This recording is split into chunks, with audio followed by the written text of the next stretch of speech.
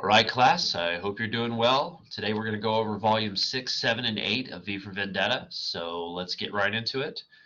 I will share my screen with you. All right, is that working? There we go.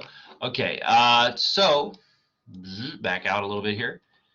We have this interesting sort of sequence where we see this the dead body of Gordon sort of laid out in this repetitive manner, kind of for dramatic effect.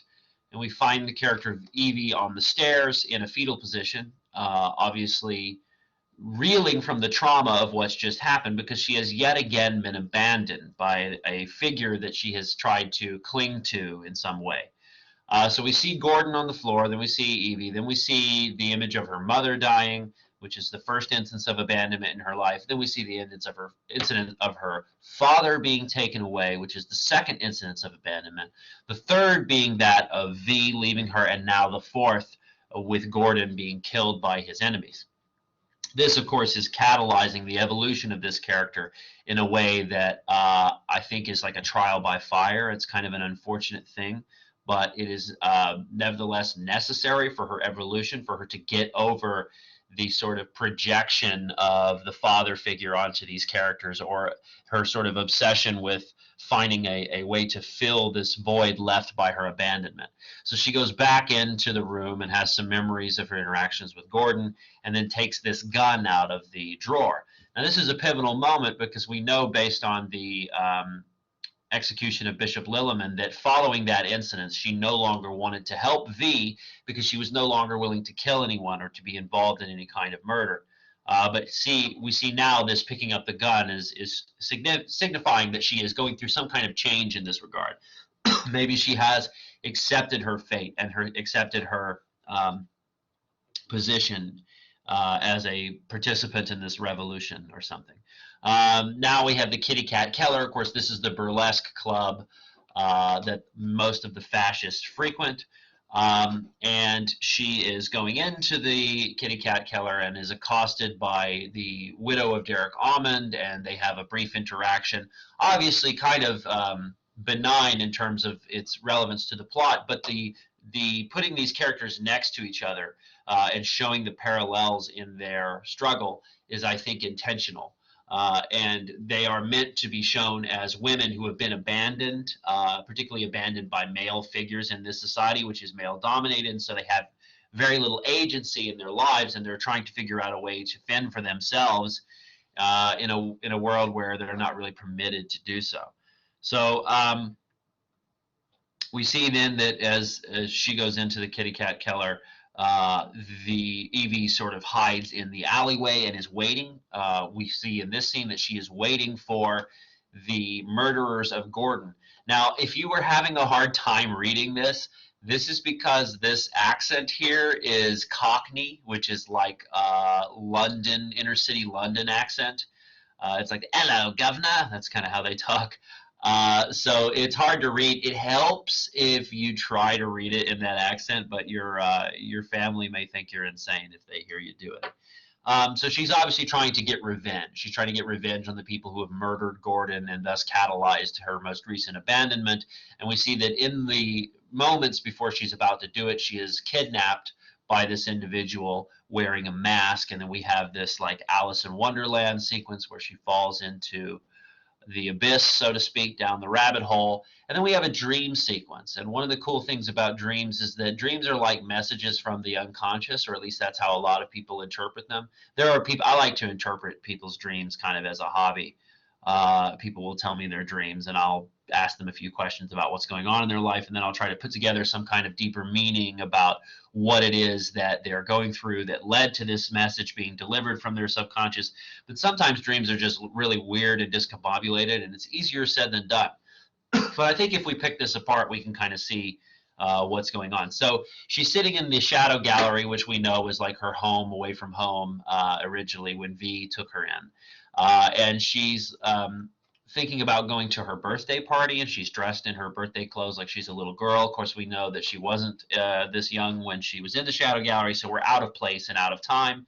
Also, her father is alive in this sequence, so That's not right either. But then the father takes her upstairs and transforms into Gordon. So there's some parallel figures being drawn between her lover and her father, which is understandable, a little bit Freudian maybe. Um, and then also, this is kind of weird though, the parallels being drawn after that between Gordon and the Bishop Lilliman. So all three of these male figures, her father, Gordon, and Bishop Lilliman, are sort of being equated in this sequence, which is really strange because they are not the same in terms of their positive influence on her. I would say her father's probably the most positive influence, obviously, as her dad. But then Gordon, he's, complicated because he's so much older, but he did sort of take her in when she was on the street. And then, of course, Bishop Lilliman is straight up predatory. But yet there's some kind of equation in the mind with all three of these like male figures filling sort of roles in her life. Very strange comparison. Then we have her mother, but we don't actually see her mother. We just see the shadow and the mother's mouth, and it kind of looks like the vaudeville mask that V wears actually later in this dream sequence, which is really strange. And then so she's like, oh, well, I have to go to the party. And she goes downstairs, and here's the vaudeville man, and he's whacking people's heads off with this beat stick. Maybe that represents V and his sort of like wanton murdering of party members and stuff, and how she's not comfortable with it, so she runs away. And then, of course, he chases her, and she has this sequence where she's running down the hall and running down the staircase, and V is chasing her. Which is a strange thing because V has been sort of a positive figure in her life. So why she would feel like he's ominous and trying to capture her or something like that. It could be foreshadowing, could be some other kind of indication that this relationship is souring or that she is doubting whether or not her associations with this character were positive, maybe because of his associations with these other male figures that have been sort of negative in many ways. It's hard to say. But we wake up in a cell and we realize that she's been captured by the party. Now we have this, propaganda poster and this grim-looking cell aerial view, and she's sort of in a desperate state. And then she starts talking about the rat. Now the comparison between herself and the rat, obviously rats are not very positively thought of, although I used to have a pet rat that was wonderful. And most people think I'm crazy when I say that, but I had actually trained this rat to do all kinds of stuff. She was really, really smart. But most people, nevertheless, they still think very negatively about rats. So here she is, like talking in the cell about being in the four walls, and there's a rat, and there's a rat, and there's a rat. She's dealing with her sense of like lack of self-worth, and the sort of desperate situation that she's in, and then she's accosted by the people who have captured her, and they blindfold her and take her to be interrogated. And this is where she learns that they've been watching the entire time, and they know everything about her from the moment that she was sort of prostituting herself on the street to the moment that V comes into her life, and then assumedly even after that. We know that this sort of omniscient, omnipotent government has been one step ahead of her the whole time. So she's kind of screwed. Like, there's really no way, assuming that this is the situation, there's really no way for her to convince them that she's innocent of anything. She's been caught associating with the terrorist. And so assumedly they're going to try to get some kind of information out of her or instigate some kind of torture. And they shave her hair, and they, do all kinds of different abuses. They're feeding her gruel. And she says, only now I don't mind the rat because I'm no better. So she's like accepting her wormly nature. They're breaking her psyche, basically, is what they're trying to do. But in the sort of midst of this like rock bottom state, she finds this note written on toilet paper from a woman named Valerie. And it is the note from Valerie that really gets Evie through this torturous event. We see here, this is called waterboarding. It's a form of torture that actually a lot of modern governments have engaged in fairly recently, including our own, which is really questionable. But they waterboard her to try to get information, and we see the juxtaposition between the torture and Valerie's note, which explains Valerie's life, who she is, why she ended up in the cell. And we find out that Valerie was caught and imprisoned by the party for being homosexual. Eventually, but she did live a good life prior to that, where she was in films, and one of the films is called The Salt Flats, And so we know that that poster that V stole earlier, which said the salt flats, there is some connection between Valerie and V, which is weird. And we have the rise of Norse fire, and then sort of the explanation of the inch, the little inch inside of you that they can never take. Now, if you've ever read 1984 by George Orwell's point is they can get inside your head if they want to. And there's nothing you can keep from them because their methods are stronger than your willpower. But this text suggests a very different thing. This text suggests that no, you can in fact overcome their tyranny and their sort of methods if you just hang on and hang on to that inch. And it's this, and also there's, you know, Valerie says, I hope you escape this place. I hope the world turns and things get better. I wish I could kiss you. So it's like this letter is giving her this human contact and encouragement that she really, really needs. And it ends with this statement that says, I know every inch of this cell. This cell knows every inch of me except one, which I think is very poetic. Can Evie hang on to the inch? Can she find the willpower to best the party in her lowest moments? Well, let's see. Here's the next volume, volume 7. All right, now we have her back in the interrogation, and they ask her to sign away her life, basically, and confess. She says no. Then they say, all right, we're going to take you out behind the chemical sheds and shoot you. So she's reading the letter when they come to get her. She says, it's time, unless you want to change your mind. They give her one last chance, and she says, no, I'd rather die behind the chemical sheds. And then something very strange happens that I don't think we were really prepared for. The guard says, then there's nothing left to threaten you with, is there? You are free. And then he just walks away. Now, this is when it gets really weird, because that is not what the party would do. And then she walks out, and she goes down the hall, and she realizes that the guards are mannequins. That's weird. And then she opens the door and realizes the interrogator was a mannequin, and that all of the stuff was pre-recorded. And then she goes and she finds the rat in the cage, who is named Billy Corgan. That's a joke for all of you geezer millennials like me, if you know Billy Corgan and the rat in the cage. And she walks out and realizes, we're in the shadow gallery. And V says, welcome home. Now this means that the orchestrator of her abduction and her torture was V, the very character that she invested trust in initially. This, of course, is impossible for Evie to reconcile. And she has a psychological breakdown. And when she asks, why did you torture me? He says, because I love you, because I want to set you free. Now, this complicates the hell out of V's character, right? Because at this point, we were kind of on the fence, like, yeah, he does bad things, but it's for the right reasons. It's hard to justify this. Now, you could say that this transformation is necessary, that it's a trial by fire, but man, it's so sick what he did. Like, he literally captured her and tortured her. So she has this breakdown, and she calls him evil, and she says, you're terrible. And he says, happiness is a prison, Evie. It's the most insidious prison of all. She's like, that doesn't even make sense. It's warped and evil and wrong. And this is a pretty good question. Like, is your happiness more important than your freedom? If you are happy but you are not free, is that a way to live? Would you rather be free or happy? I'll leave that question to you. Now, why are the two mutually exclusive? I don't know. Maybe freedom does give you happiness, but there is probably a condition where your happiness could be tended to, but you could be not free in the sense of like able to do what you wanted to do and able to control your own life. But anyway, that's his whole point, and she screams at him, and there's this whole interaction. And he says, I didn't put you in a prison, I just showed you the bars. She ends up like crying in his lap, and he's like, try to remember how you felt when you told them you weren't afraid to die. And then she has this moment where she's like, oh God, I felt like an angel.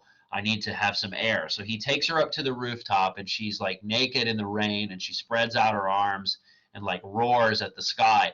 Now, if you remember, V had this very same transformation moment at Lark Hill in the fire after he blew up the concentration camp. So there's a parallel between them. This transformation occurred by fire for V, even though I said by fire for Evie a few times, but literally by fire for V and by water for Evie. Now, I think that's intended, fire, water, the parallels, the dichotomy, the sort of elemental balance that implies. These characters are linked through that symbolism. Now, back to Inspector Finch. And he is getting something from Dominique, and we don't really know what it is. We know that it's some kind of restricted chemical, and it's very strange that he would want it, but he does. And then back to the Shadow Gallery, he's explaining that Valerie really existed. So that part wasn't fake, which is good. At least he didn't fabricate the person that got her through the darkness.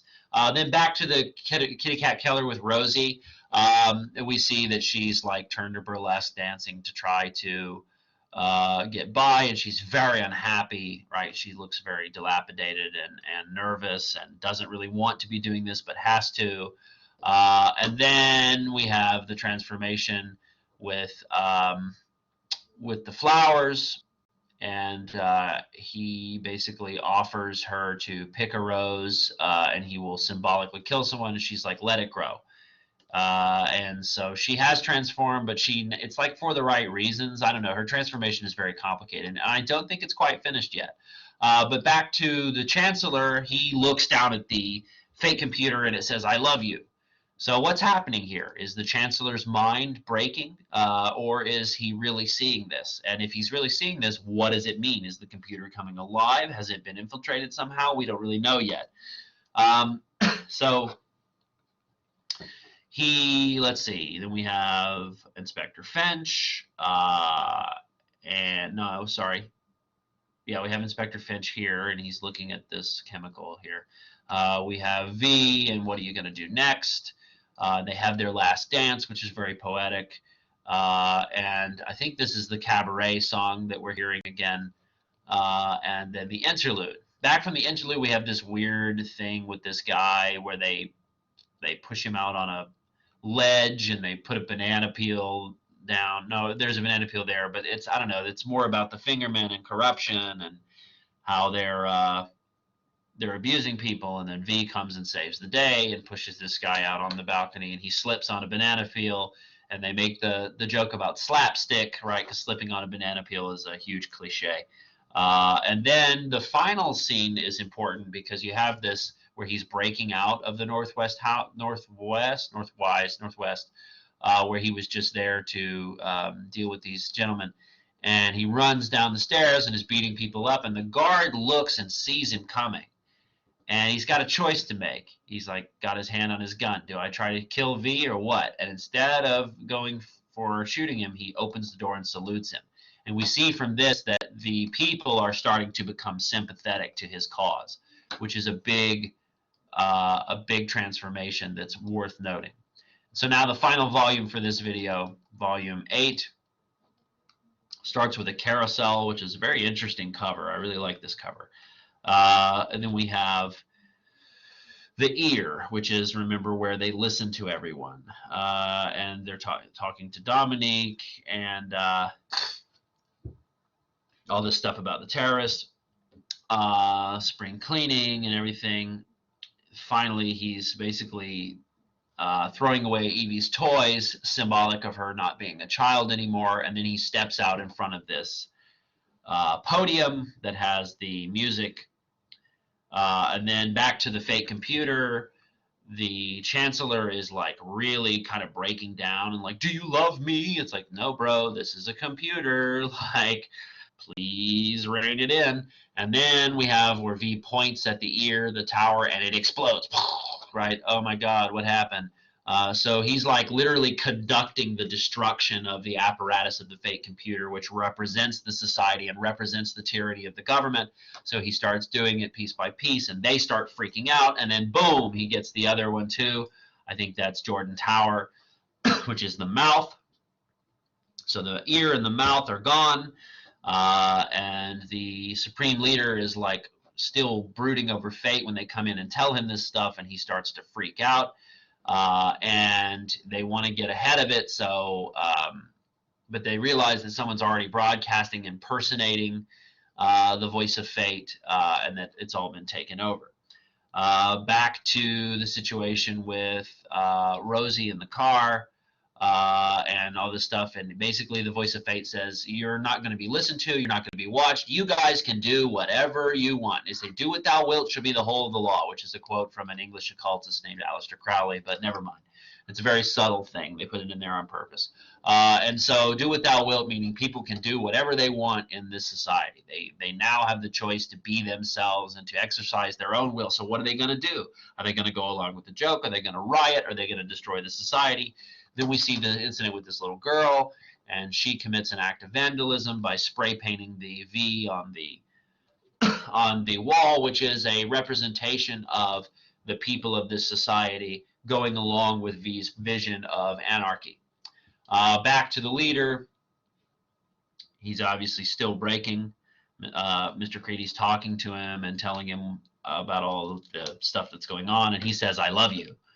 And then Creedy's like, "What?" And he's like, "I'm sorry, leader. Did you say something?" "No, no, sorry, don't think so. That will be all England prevails." So then we see he tells them to shoot the looters and martial law. We see they're stomping in the streets and people are afraid. And then we see Rosie buying a gun, which is, so Evie's got a gun, Rosie's got a gun, Janie's got a gun.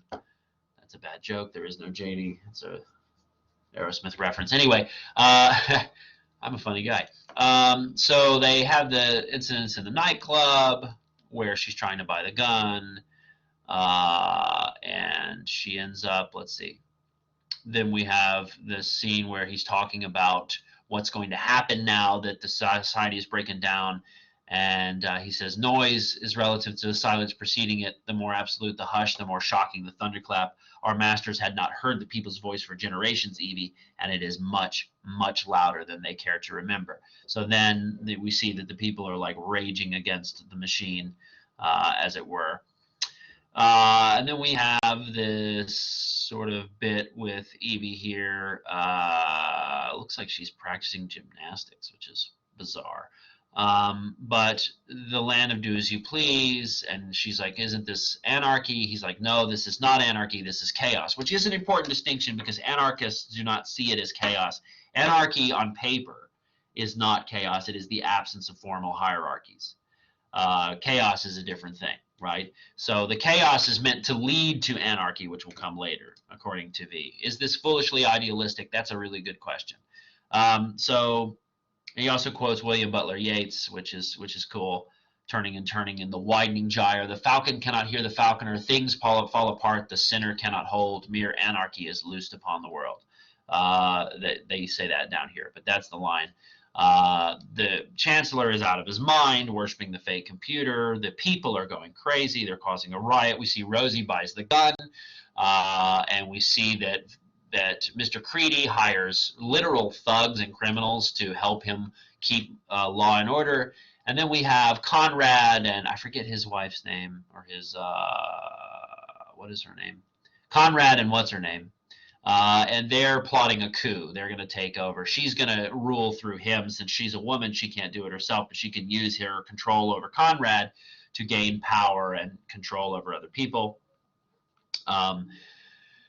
And then we have, let's see, this is the issue. Let's see. Oh, yeah, this is more talking about this is V talking about his lover, Lady Liberty, and how he, even though the fascists bedded Lady Liberty, he has bedded the fascist lover, and you show this computer. So there's an indication that V is behind the fake computer being compromised. He's like been in the system the whole time. He's sort of like an omniscient, omnipotent anti-hero.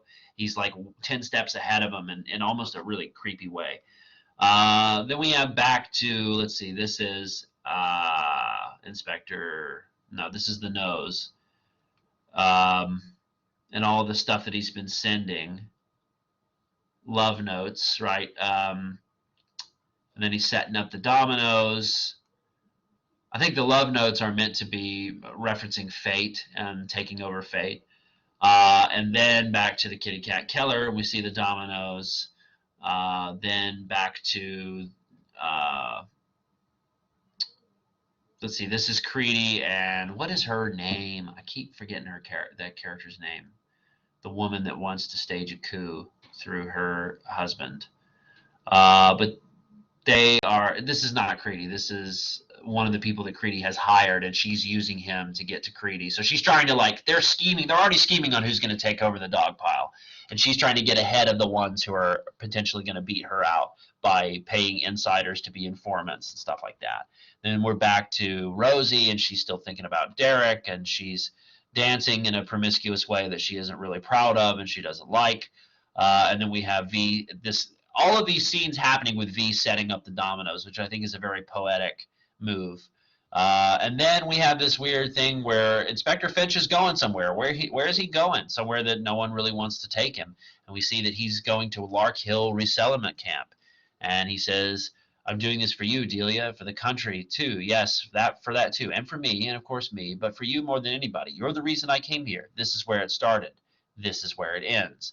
And he sets up the dominoes. "V, are you almost finished? See for yourself. The pieces are set out before me, perfectly aligned. Complete. One may at last grasp their design, their grand significance. But almost finished? Yes. Yes, I suppose I am." So everything is falling into place, right? And he's stacking the dominoes into the V sign, talking about how they're falling over. And then he is ready to flick it. And as he's ready to flick it, we have this final transition where we realize, much to the chagrin of Chancellor Susan, as he tips the domino, we realize that the fake computer has indeed been compromised by V, and his symbol is there on the monitor. So really heating up. What happens next, folks? Are you at the edge of your seat? Are you chomping at the bit? I certainly hope so. I try to pick stuff that's at least a little bit entertaining, but I can't please everybody. So hopefully this is interesting and you're getting a lot out of it. If not, please email me with questions, concerns, comments, and we will finish up the final 2 volumes in the next video. Have a good one.